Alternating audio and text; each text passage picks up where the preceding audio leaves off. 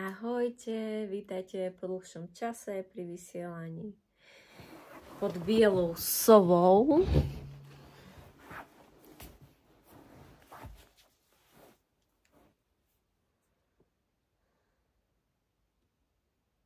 Bože, už by ma moje deti zdrbali, že mami, keď nezačneš do 5 sekúnd, hovorí ľudia, vypínajú videá.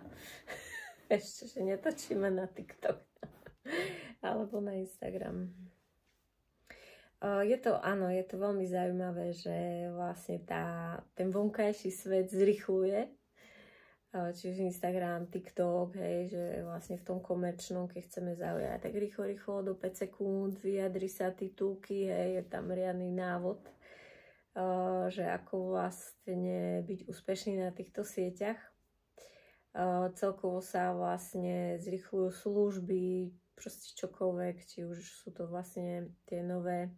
možnosti, či už cez umelú inteligenciu, že ti vlastne vyhodí text, aký potrebuješ, či už proste čokoľvek, tak všetko je vlastne také, že aby to bolo hneď, rýchlo, nezaťažujúce. Takže sa nám môže javiť, že vlastne ten vonkajší okolitý svet ide do stále väčšej rýchlosti, ľudia sa sťažujú, že nemajú čas. Ale ten iný svet, ten skutočný svet, nie vlastne tie projekcie okolo, ale ľudia, ktorí, nazvime to, sa prebudili a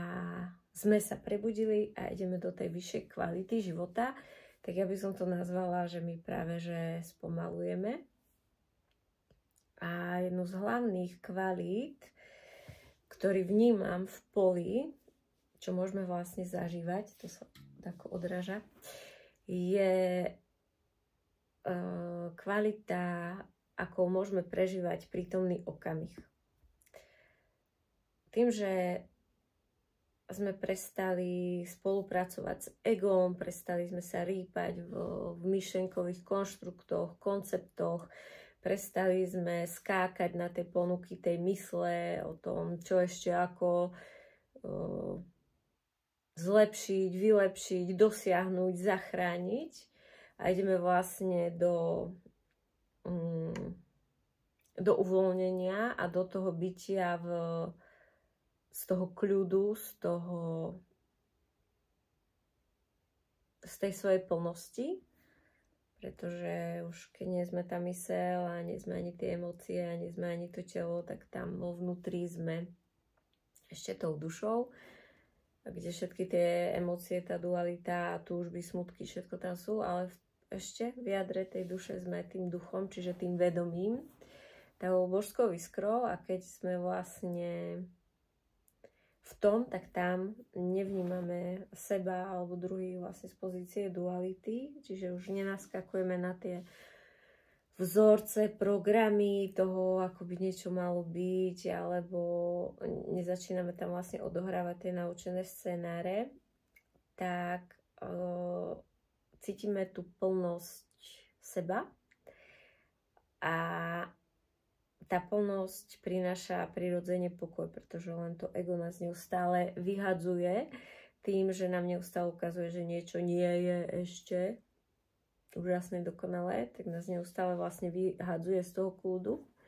a pracuje s nami pod stresom, tlakom. A to sú tie najsilnejšie motivátory, ktoré nás vlastne odpájajú samých seba, ktorí nás vyťahujú z toho kľudu a ktoré nás ťahujú v podstate do tých hier a konceptov, ktorého potom dôsledky sú už podľa vzorcov, hej, čiže buď nefunkčné vzťahy, alebo vyčerpanie, alebo choroby. Hej, že aj choroby sú vlastne len a len dôsledkom buď stresujúceho tlakového života, alebo vlastne nejakých potlačených svojich emócií, potlačeného nejakého svojho prežívania, ktoré samozrejme vychádza z toho, že odohrávame nejaké vzorce a nežijeme autenticky to, čo v nás je, to, čo z nás vypláva, to, čo nám prichádza každý deň na stôl, to, čo vlastne chce najprv tá naša duša. Čiže za mňa určite treba dať pozornosť tomu, čo cítime, čo potrebujeme. nezatvárať oči pred tým, čo sa deje, čiže práve to zvedomenie, pomenovanie niečoho, ten odpor, ktorý prichádza, tie negatívne emócie sú práve na to, aby nám ukázali, že hej, že toto tu odžívaš, odohrávaš slepo podľa vzorca a už dávno ti v tom nie je dobre. Takže za mňa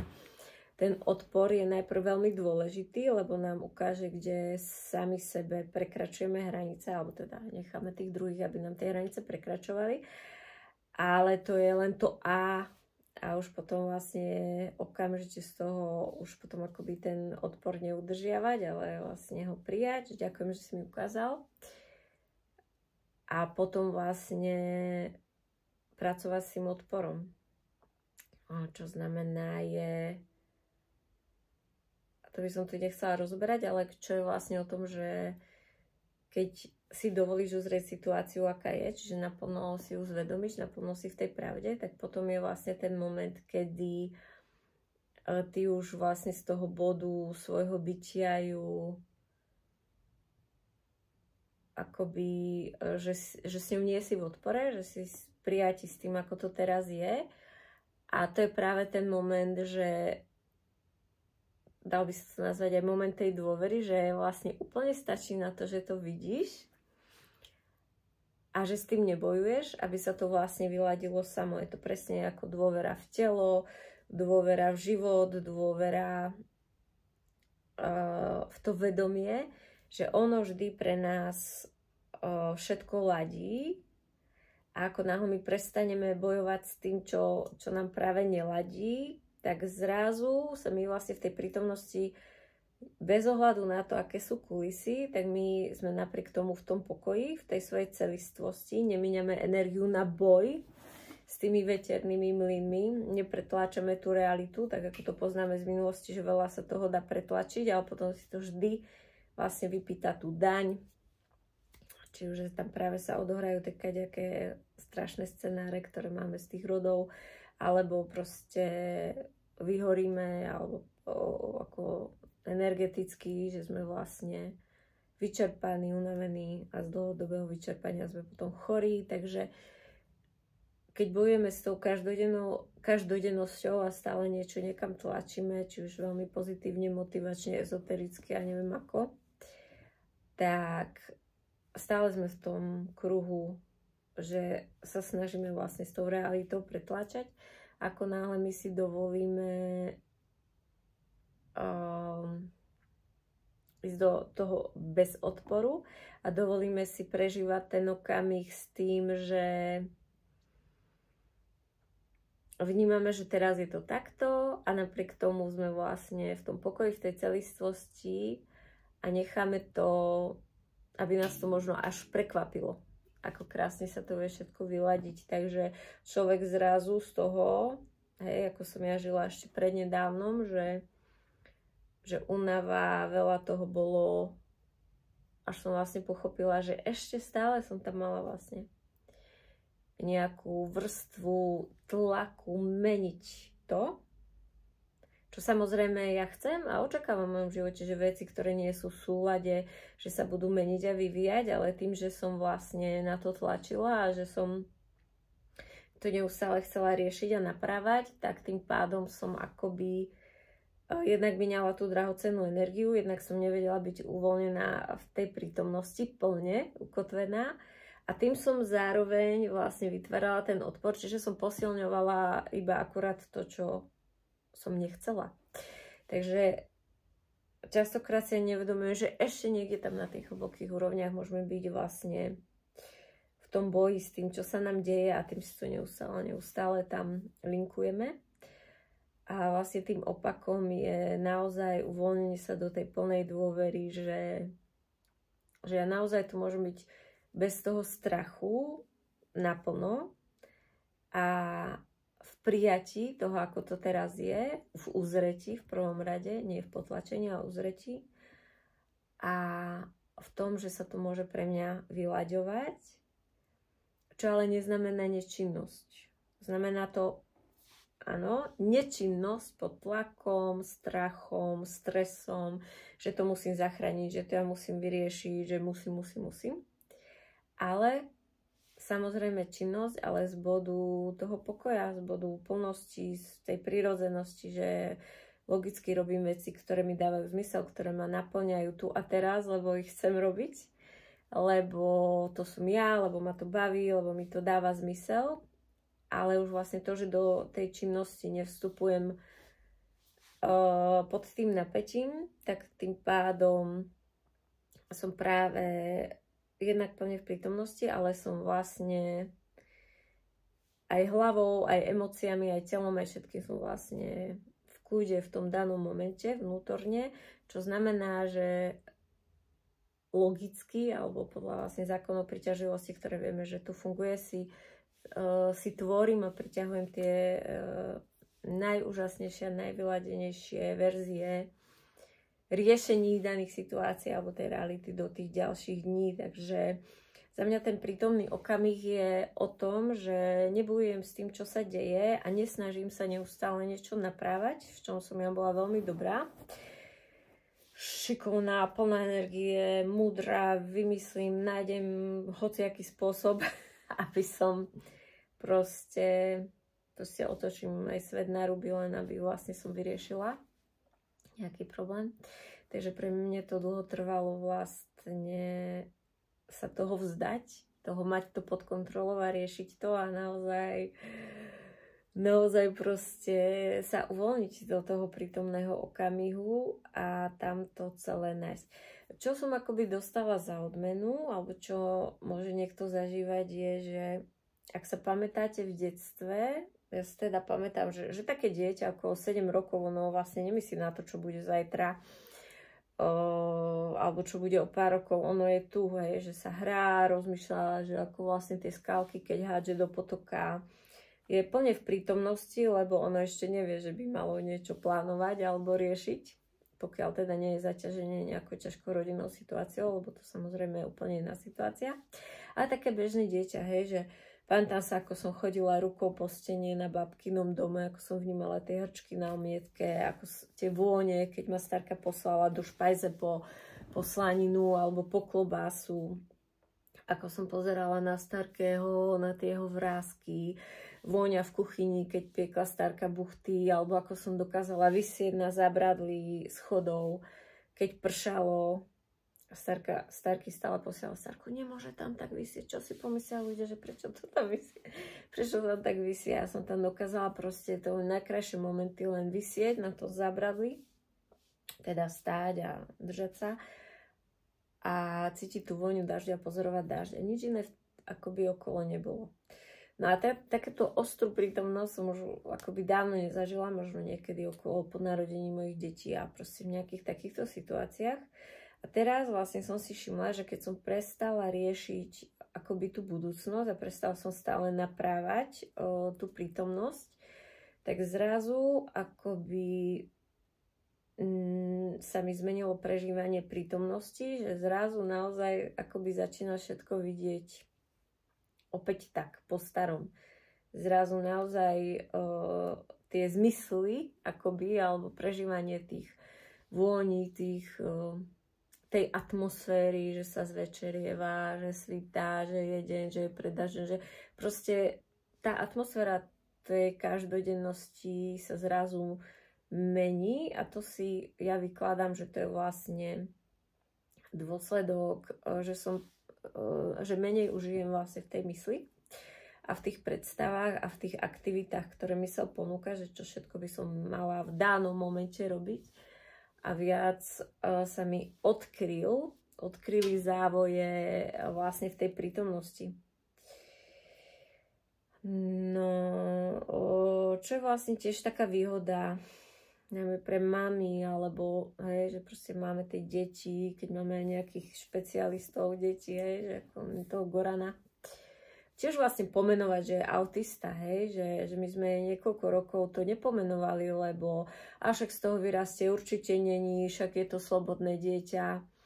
Ale bolo to len oddialovanie vlastne toho, že to naozaj tak je, takže aj to zvedomiť si a pomenovať tú nálepku. Áno, je to autista, nemôže ísť do normálnej školy, proste, veď prečo by autista malo byť nadávka autista, len pomenovanie vlastne detí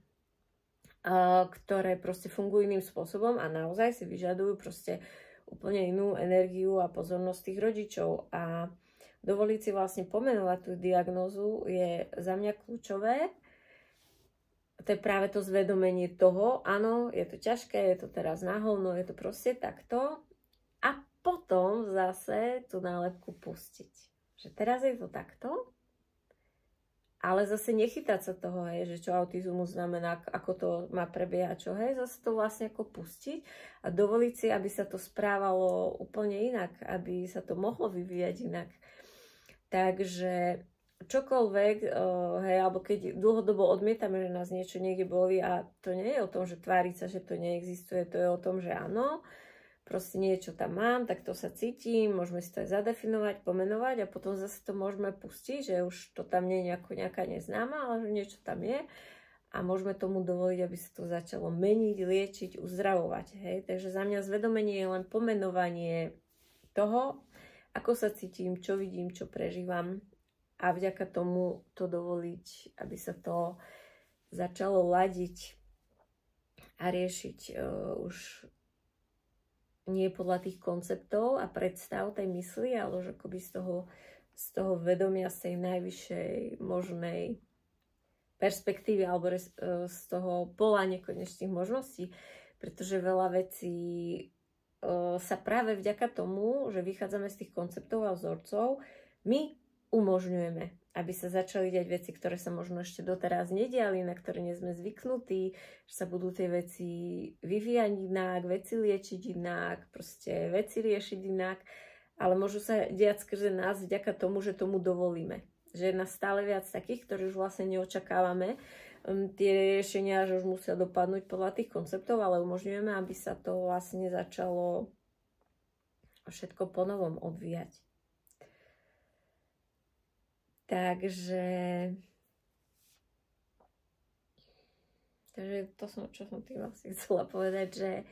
áno, že ten vlastný život v prítomnosti je o tom neutekať pred tým, čo sa deje, dovoliť si to pomenovať a dovoliť si tomu potom, aby sa to ladilo pre nás, ale už bez tej našej snahy. Čiže to som tým chcela povedať, že keď už nebojujeme s tou realitou, nie je okolo nás akákoľvek, tak prichádza do života obrovské uvoľnenie a obrovský prílev energie, ktorú sme vlastne vždy mali a sme si nevedomovali, že ju neustále míňame na boj s tou realitou, s tou prítomnosťou, že chceme stále proste niečo tam von meniť, prerábať, opravovať a to je ako naozaj stavať hrady z piesku, že proste sa snažíš a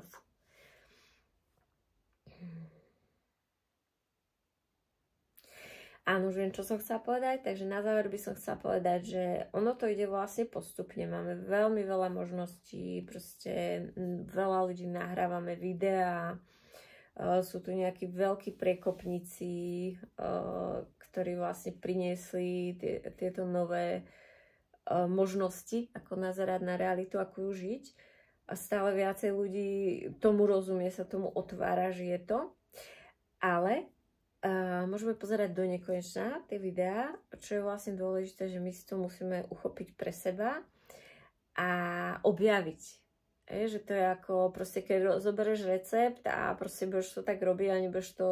cítiť, tak aj tak to nejakým spôsobom nevidie. Musíš si to akoby nacítiť a nastaviť podľa seba ten recept, alebo to jedlo, aby ti chutilo, alebo ja už neviem, hej, že keby niekto ťa učil, že ako sa má milovať podľa knihy, tak proste pôjdeš ako robot, ale proste sa s tým aj tak nestretneš, s tým milovaním, hej, že je to, musíš to objavovať, ako sa to páči tebe, ako to tebe funguje, aký si ty typ, aký si človek, ako to ide cez teba. Takže za mňa ten akoby návod, alebo nejakú, ak by som mala dať radu na záver, je, že človek sa musí sám pýtať, chcieť to inak, rozlúskavať tú každodennosť, všimnúť si, že aha, ale prečo stále sa cítim bez energie, alebo prečo sa stále táto situácia vlastne neposúva, kde vlastne sa v tom cyklím, čo nechcem akoby uzrieť. A keď si dávame otázky sami o sebe a dávame si tam zadania, že ako to chceme mať, že chceme žiť už úplne inú kvalitu života, že chceme uchopiť nejaký jav v našom živote, aby sa mohol zmeniť, že už niečo nechceme odohrávať, tak to sú tie momenty toho nášho bytia, cez ktoré sa najviac vyvinieme a potom zrazu sa nám to vyskladá. Áno, môže prísť nejaký človek, nejaká situácia, cez ktorú si to objavíme a potom už nám to vlastne funguje a už je to naša kompetencia, už je to pre nás normálna kvalita, ktorá nám vlastne funguje. Takže to vedomie, to napojenie, vlastne máme každý svoje a my vlastne to svoje vedomie môžeme o čokoľvek požiadať, čo chceme v našom živote preskladať. Keď sa niekto chce zbaviť depresí, keď sa niekto chce vyliečiť, keď niekto chce posunúť svoju nejakú životnú situáciu, tak stačí, keď tam bude s tým svojím vedomím operovať, pracovať a tam si to bude zadávať a to vedomie ho vlastne povedie. Čo je dobre vedieť, že niektoré veci nejdú úplne i hneď a práve tá netrpezlivosť môže spôsobiť, že človek má pocit, že to jemu práve nefunguje, ale niektoré hrubé veci v nás usadené, niekedy to chce fakt zbíjačku. Kým sa to vlastne, a už to vyzerá, že ježiš, ako dlho to už zbíjam a stále, a už ste možno úplne takúto tenučku vrstvu predtým z ročík a už tam je vlastne nálesa tá sloboda a zrazu sa vám ani aj zabudnete, že čo ste žili ešte pred mesiacom alebo pred rokom. Takže môže sa javiť niečo, že je dlho, ale keď človek chce to mať inak, tak to mať inak bude. To je proste jasné. A čo je dobré, ako vedieť rozpoznať to svoje ego, lebo všimla som si už za tie roky, ale na posledné, keď už aj ja pracujem inak s ľuďmi, máme terapeutický kurz Bielasova, kde už pracujem vyslovene s týmito novými technikami, kde mi prišli zvedomovacie konštelácie, kde veľmi rýchlo človek dokáže vlastne uzrieť tie svoje obmedzenia a veľmi rýchlo vlastne ich rozpúšťať, či už sú to mentálne presvedčenia alebo nejaké traumy v tele, ktoré nepúšťajú. Takže tam je potom vlastne ten posun už veľmi rýchly. Ale čo som si všimla, že sú ľudia, ktorým to ide veľmi rýchlo a sú ľudia, ktorým to buď nejde, alebo dlhšie. A ten rozdiel by som povedala v tom, že do akej miery je človek ochotný sa vzdať ega. Ego, hej, lebo milión teórií, tak za mňa ego je vlastne operačný systém, ktorý má svoje vlastné